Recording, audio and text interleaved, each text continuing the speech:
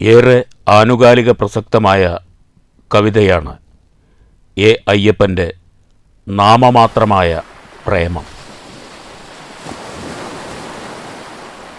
Bulldozer വന്ന ദിവസമാണ് നമ്മൾ വേർപിരിഞ്ഞത്.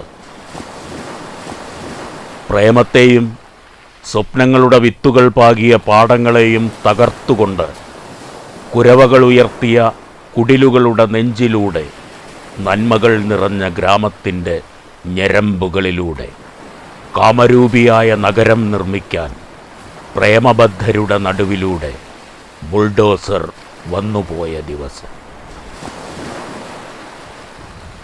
ബുൾഡോസർ വന്നുപോയ ദിവസമാണ് നമ്മൾ വേർപിരിഞ്ഞത്.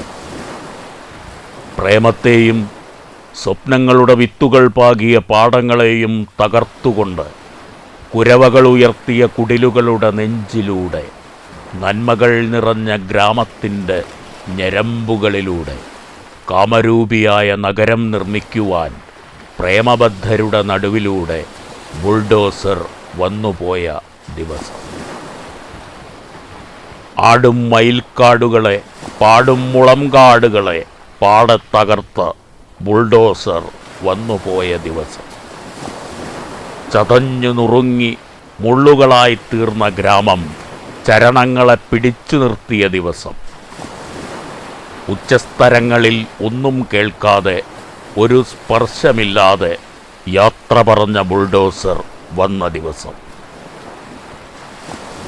തിരിച്ചു വരുന്നവർക്ക് കിട്ടിയേക്കാം തിരസ്കരിച്ചവരുടെ തരിശൻ മൃതസ്ഥലി.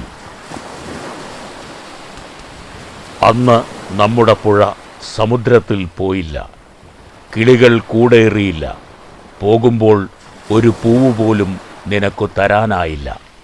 ജീർണ സംസ്കാരത്തിന് ഭരതവാക്യം പാടിയില്ല. സൂര്യൻ മാത്രം ക്രോധവാനായിരുന്നു.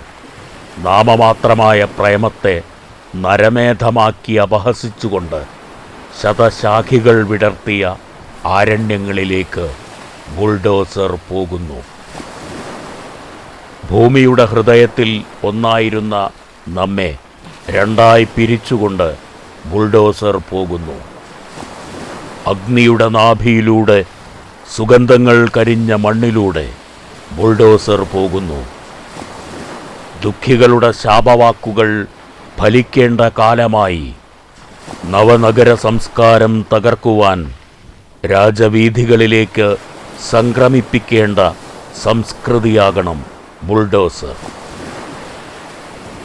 മുടിച്ച കാടിൻ്റെ ജഡങ്ങളെല്ലാം സമുദ്രമായി നാളെ തിളയ്ക്കണം നഗരത്തിൽ. മുടിച്ച കാടിൻ്റെ ജഡങ്ങളെല്ലാം സമുദ്രമായി നാളെ തിളയ്ക്കണം നഗരത്തിൽ.